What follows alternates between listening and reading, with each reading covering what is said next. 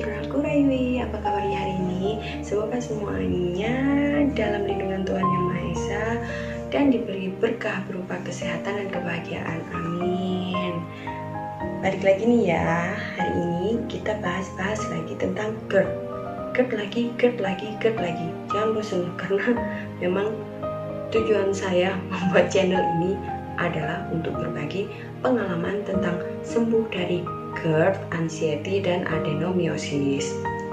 Jadi di video sebelumnya kan saya membahas tentang salah satu pertanyaan yang sering dilontarkan atau sering ditanyakan kepada saya ketika sakit. Dalam proses penyembuhannya, apa pernah berobat ke orang pintar, ke dukun, ke praktisi, ke kiai atau ustadz? Nah, udah saya bahas di video sebelumnya. Nah, sekarang saya mau bahas tentang mandi. Konyol ya? Enggak. Karena gini loh, kan di video yang keberapa itu kan saya pernah bilang orang GERD itu ribet.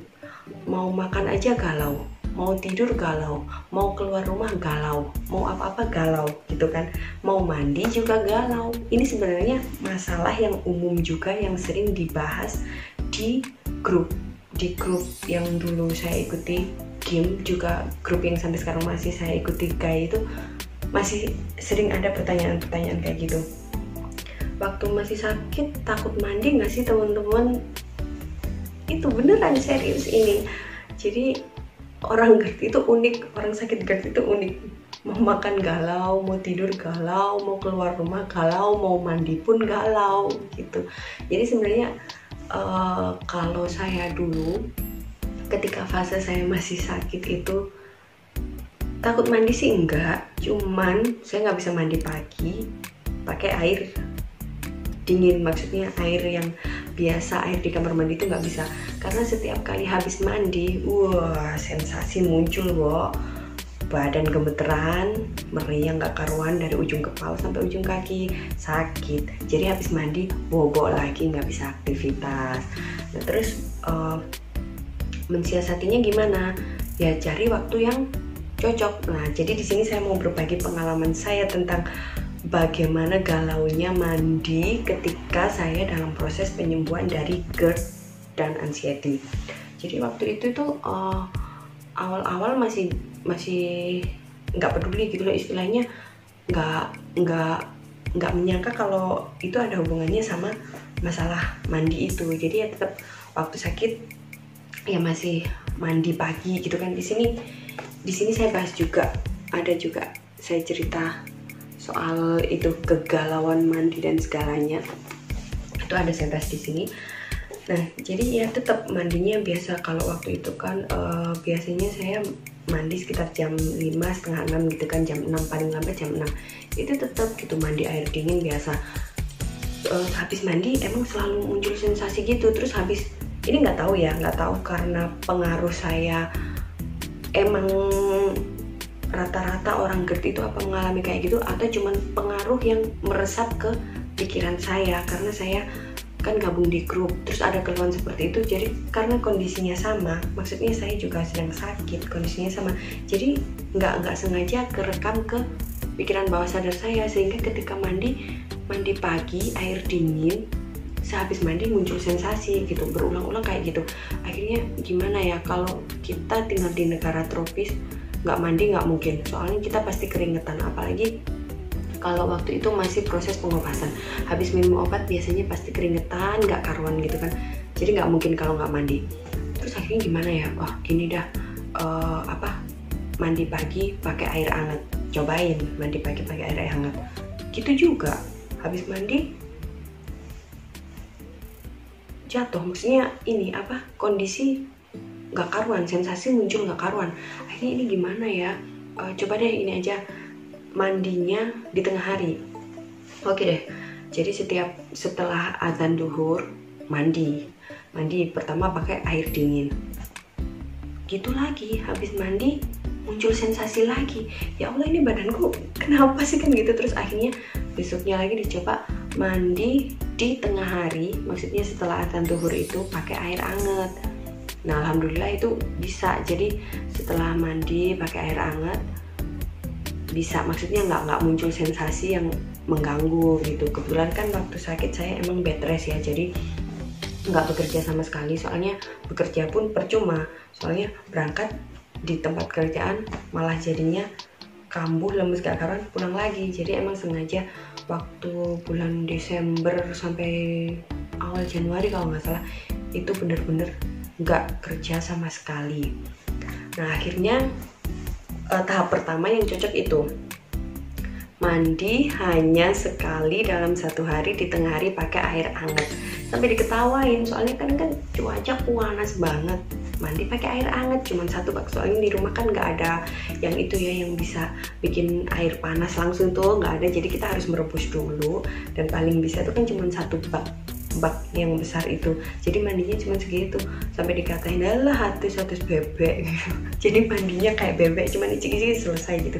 Tapi kan yang maksudnya yang waktu itu nyaman buat saya itu, jadi ya udah kayak gitu, bisanya kayak gitu ya nggak apa-apa, udah diterapin aja, karena waktu itu sementara itu yang bisa itu apa sih ini waktu itu sementara itu, maksudnya metode mandi yang bisa saya terapkan ke diri saya waktu itu, mandi yang dengan cara seperti itu, pakai air hangat satu kali di tengah hari. Ya udah nggak apa-apa daripada nggak mandi sama sekali kan. Tapi di grup itu dulu ada loh yang dia itu maksudnya ceritanya beragam, ada yang mandinya cuma 3 hari sekali, ada yang seminggu sekali. Saya ngebayangin hidup di negara tropis kayak gini mandi seminggu sekali, apa nggak lengket semua itu badan. Tapi ya emang itu faktanya ada gitu loh, orang GERD dengan kebiasaan seperti itu ada. Makanya kadang kita itu sering dikatain kayak orang gila ya, wajar, emang kita gila bener. Nah terus berlangsung berapa bulan ya aku nerapin metode kayak gitu, lama kok, kalau nggak salah dari November itu sampai Maret, soalnya aku baru bisa aktivitas lagi itu Maret. Nah terus waktu itu bulan puasa apa ya, pokoknya kalau nggak salah puasa pertama sama GERD itu apa, karena suatu hal harus mandi pagi-pagi kan. Kalau kita di ajaran Islam itu kan biasanya kalau kita mimpi, untuk cewek loh ya ini ya, mimpi menstruasi itu kan kita harus bersuci seperti layaknya kalau kita menstruasi beneran. Nah waktu itu saya ketiban sial kayak gitu, tapi ada hikmahnya kok di balik kesialan itu.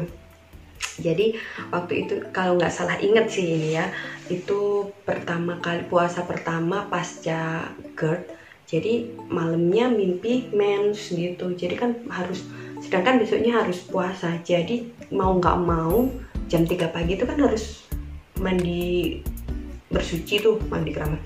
Itu udah galau, aduh gimana ini nanti kalau aku mandi gini, tapi kalau aku nggak mandi aku nggak bisa puasa gitu kan. Katanya sih ada yang bilang nggak apa-apa puasa tapi tetap wajib mandi itu kan. Nah kalau saya sendiri nggak enak, kalau istilahnya kondisi belum suci ya nggak enak gitu puasa. Akhirnya bismillahirrahmanirrahim jam 3 pagi mandi keramas, hasilnya subhanallah walhamdulillah wala ilaha illallah wallahu akbar, malah enak ke badan. Nah loh ternyata ini yang maklum, memang saya akui pengetahuan saya tentang agama itu rendah banget. Jadi ternyata setelah baca-baca itu mandi sunnah Rasul gitu kan. Jadi mandi ala sunnah Rasul gitu loh. Jadi mandinya di pagi hari sebelum subuh. Nah gitu. Jadi setelah itu saya menerapkan metode itu. Jadi bangun tidur gitu ya, bangun tidur mesti langsung mandi sebelum subuh itu, ke badan itu fresh, aktivitas juga bisa fresh itu, dan alhamdulillah berlangsung sampai sekarang gitu. Nah kalau teman-teman yang muslim pasti tahu ya metode mandi sunnah ala Rasul itu yang disiram dari kaki dulu, terus lutut, terus perut, naik lagi ke dada, naik lagi baru diguyur. Nah kayak gitu, pakai metode kayak gitu biar emang lebih aman dan lebih ini sih. Dan akhirnya emang it work gitu loh, maksudnya ya cara mandi seperti itu yang cocok untuk saya, dan akhirnya diterapkan terus menerus. Nah jadi ya gitu ya, orang GERD itu kan karena dia itu mau apa-apa galau, jadi ya kita harus, diri kita sendiri yang percobaan, kayak untuk menemukan makanan yang cocok buat lambung kita. Kita harus berani percobaan kan, karena yang tahu kita ya kita sendiri gitu loh. Kayak orang lain kan cuman membagikan, oh aku itu sembuh dari GERD itu gini. Nah tapi kan belum tentu ke kitanya bisa cocok. Nah cara untuk mengetahuinya ya kita harus praktek kayak gitu. Sama juga dengan mandi ini gitu.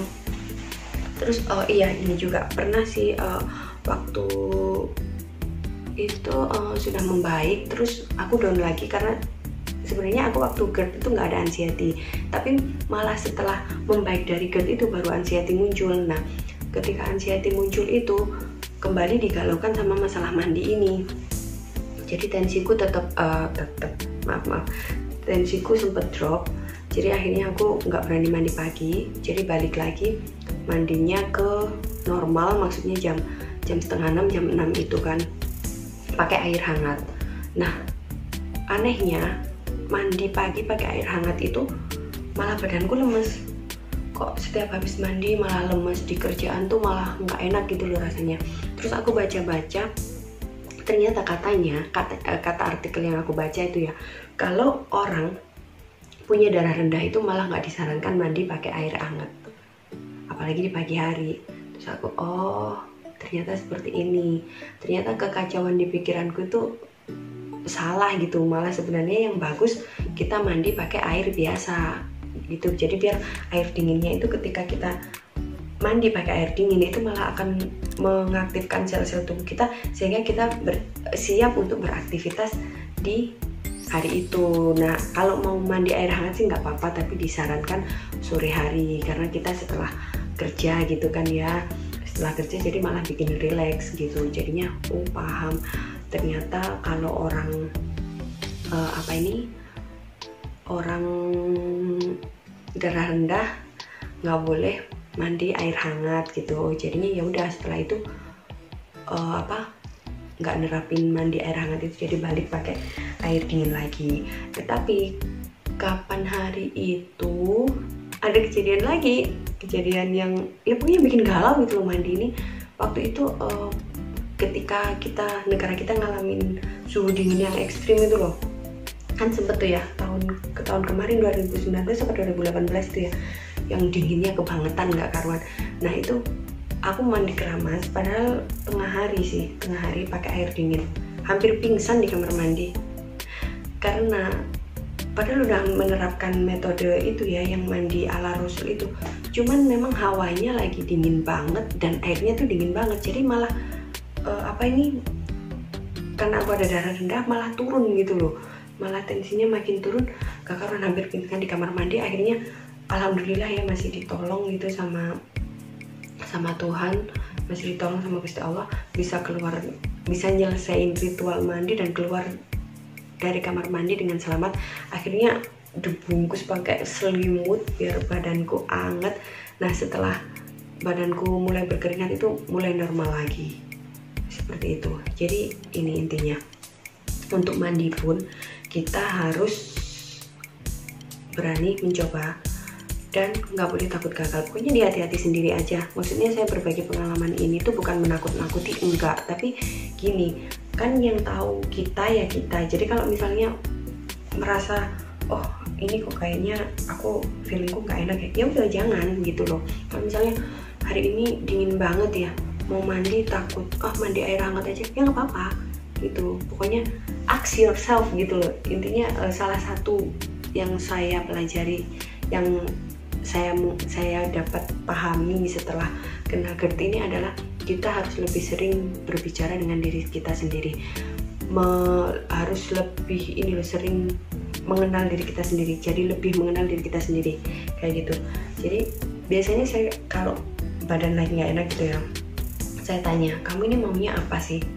Itu nanti tuh macam kayak ada bisikan dari dalam gitu loh, aku maunya gini. Ya udah kita coba, ya alhamdulillah beneran itu obatnya di situ gitu. Jadi yang pelajaran yang saya dapat dari GERD itu salah satunya adalah gitu, saya jadi lebih dekat dengan diri saya sendiri dan saya jadi lebih mengenal diri saya sendiri.